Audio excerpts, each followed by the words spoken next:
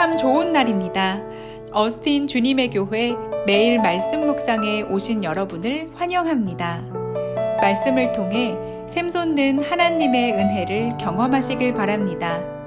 오늘은 어제보다 더 행복한 하루가 될 것입니다.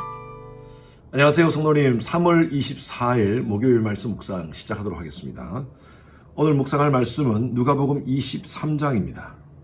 누가복음 23장 18절부터 함께 읽도록 하겠습니다. 18절부터 22절까지 말씀입니다. 같이 읽습니다. 무리가 일제히 소리질러 이르되 이 사람을 없이하고 바라바를 우리에게 놓아 주소서 하니 이 바라바는 성중에서 일어난 밀랑과 살인으로 말미암아 옥에 갇힌 자르라. 빌라도는 예수를 놓고자 하여 다시 그들에게 말하되 그들은 소리질러 이르되 그를 십자가에 못 박게 하소서, 십자가에 못 박게 하소서 하는지라. 빌라도가 3번 말하되 이 사람이 무슨 악한 일을 하였느냐? 나는 그에게서 죽일 죄를 찾지 못하였나니 때려서 놓으리라 하니. 23절도 읽어볼까요? 그들이 큰 소리로 재촉하여 십자가에 못 박기를 구하니 그들의 소리가 이긴지라. 전도를 하다 보면 예수 믿으십니까? 라고 물으면 예, 교회 다녀요 라고 이렇게 대답하시는 분이 있습니다. 여러분, 예수 믿는 거하고 교회 다니는 거하고 분명히 차이가 있습니다. 제 설교를 많이 들으셨던 분들은 그 차이를 확연히 아실 것입니다. 교회를 다니는 것은요, 하나의 종교 행위를 하는 것입니다. 절에 다닙니다. 이슬람 사원에 다닙니다. 종교 행위를 하는 겁니다. 그런데 예수를 믿는다는 것은 차원이 다릅니다. 교회를 다니시는 분들 가운데 예수를 믿는 분이 계시고 예수를 믿지 않는 분이 계십니다. 예수를 믿는다는 것은요, 예수의 십자가와 부활과 그리고 성천하심과 다시 오심에 대한 확신을 갖는다는 것입니다. 기독교 신앙의 가장 중요한 것이 바로 이 십자가와 부활 신앙입니다. 그리고 다시 오심에 대한 재림 신앙입니다. 이것에 대한 확신을 가지고 내가 교회를 다닙니다. 그렇다면 그분은요, 교회 다니면서 예수를 믿는 사람이에요. 그런데 교회를 다니면서 예수를 믿지 아니하는 분들은요, 그냥 교회만 다니시는 분들이에요. 예수님께서 예루살렘 입성할 때 수많은 무리들이 예수님의 오심을 환영했습니다. 호산나 호산나 외치면서 종려나무 가지를 꺾어서 그 예수님의 지나가시는 그 발 앞에 깔아놓고 그렇게 환호했습니다. 그들이 왜 환호했을까요? 그들에게는요, 메시아가 필요했습니다. 그 메시아는 바로 로마의 압제 속에서 자기들을 경제적으로, 정치적으로 구원할 메시아였습니다. 그런데 예수의 삶을 보니까 수많은 기적을 행하고 또 많은 사람들을 고치고 먹지 못하는 사람들을 먹여주시고 예수가 이러한 기적을 행하는 것을 보니까 이 예수가 바로 메시아라는 것을 그들은 알았습니다. 그런데요, 예수님께서 가야바 법정에서 재판을 받으시고 가야바의 그 군인들에 의해서 끌려가시고 채찍 맞으시고 피투성이가 된 그 예수의 모습을 보면 사람들은요, 떠나기 시작했습니다. 우리가 기다렸던 메시아는 저렇게 초라한 모습이 아닌데. 그들은 실망했습니다. 그래서 그 무리들은요, 예수를 떠나기 시작했습니다. 오늘 본문 말씀에 보면 빌라도 법정에서 바라바라는 사람이 나옵니다. 그 바라바라는 사람은 오늘 말씀 보십시오. 18절 말씀 보십시오. 무리가 일제히 소리질러 이르되 이 사람을 없이하고 바라바를 우리에게 놓아주소서. 이 바라바가 누군가? 19절 말씀에 보니까 이 바라바는 성중에서 일어난 밀랑과 살인으로 말미암아 옥에 갇힌 자르라. 이 바라바는요, 아주 악독한 죄인이었습니다. 살인을 저질렀고요, 그리고 밀란을 일으켰던 사람이었습니다. 이 바라바와 예수를 놓고 당시의 총독이었던 빌라도는요, 그 무리들에게 선택하라고 합니다. 얼마 전 호산나 호산나 외치면서 예수님을 따랐던 그 무리들은 당연히 예수를 선택하면서 예수를 놓아주라고 외쳐야 됐습니다. 그런데 그들은요, 바라바를 놓아주라고 이렇게 얘기합니다. 21절 보시기 바랍니다. 그들은 소리질러 이르되 그를 십자가에 못 박게 하소서, 십자가에 못 박게 하소서 하는지라. 그 예수님을 따르던 그 수많은 무리들이 예수를 십자가에 못 박으라고 얘기합니다. 사람들이 이렇게 변할 수가 있는 거예요. 그들이 예수를 따랐던 목적은요, 예수가 참된 메시아로서 그들이 인정했던 것은 아니었습니다. 먹고 사는 문제를 해결하기 위한 그 목적으로 예수를 따랐는데 예수가 비참하게 그 군병들에 의해서 채찍에 맞고 저렇게 나약한 모습을 보면서 그들은요 실망했습니다. 그리고 악한 죄인 바라바를 선택했던 것이죠. 저는요, 예수님을 따르는 사람들 가운데 두 가지가 떠옵니다. 무리가 있고요, 제자가 있다고 봅니다. 제자는요, 진짜 예수를 믿는 사람입니다.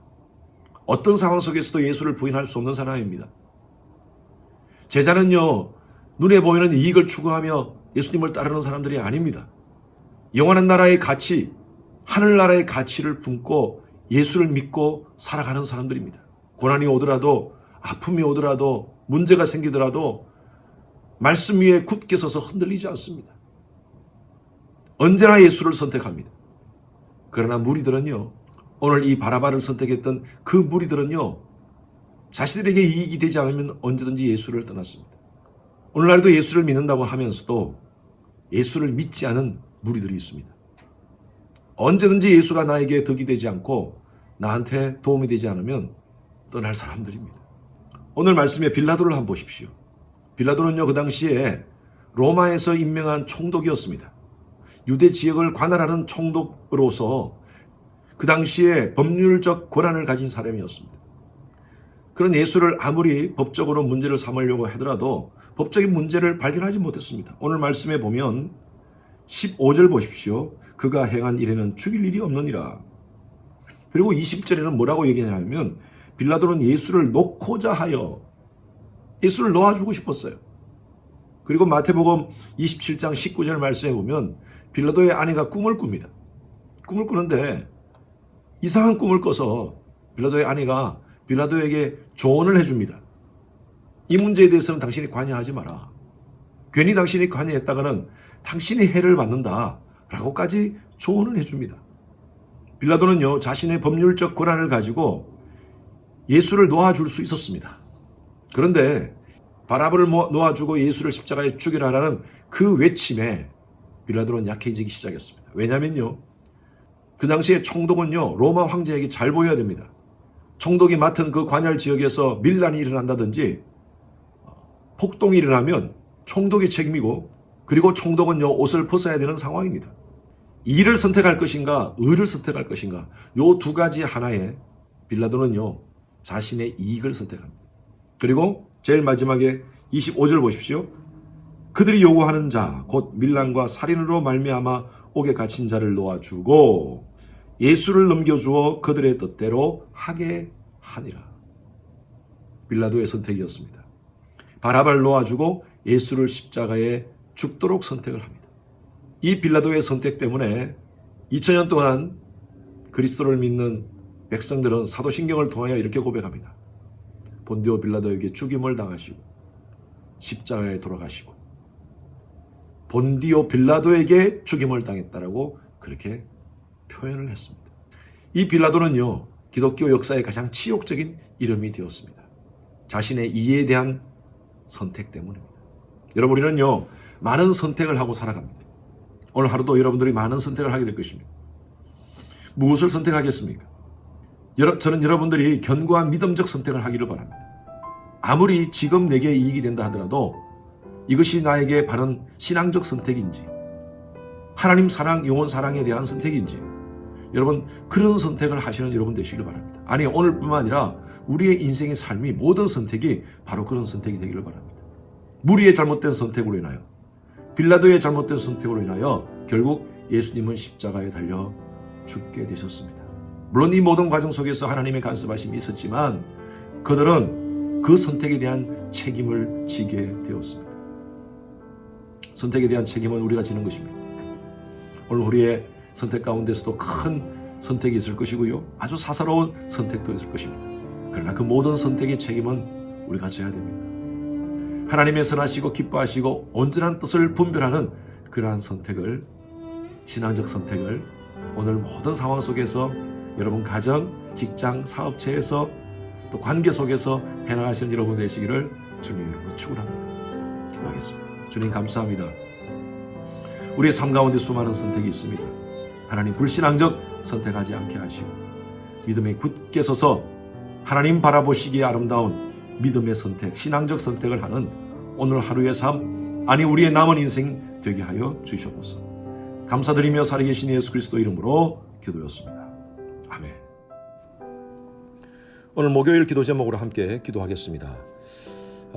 미국과 한국의 위정자들과 관료들 하나님을 경외하고 또 지혜와 분별력으로 나라를 잘 이끌어갈 수 있도록 기도해 주시고요.